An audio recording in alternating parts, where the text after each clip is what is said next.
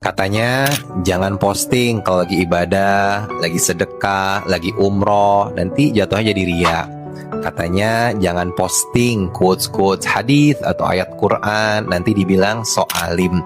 Tapi kata Allah, wa amma bi ni'mati rabbika fahaddits. Atas semua nikmat Allah yang diberikan padamu, siarkanlah, nyatakanlah, posting, share sebanyak-banyaknya. Gak apa-apa.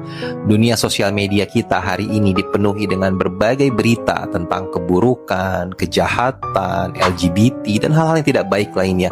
Maka timpalah itu dengan berbagai berita, postingan tentang kebaikan. Tapi nanti jadi riya.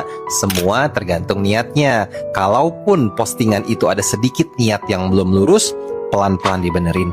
Tapi postingan tentang kebaikan itu bisa jadi menjadi wasilah kebaikan bagi banyak orang, dan kita pun akan mendapatkan pahalanya.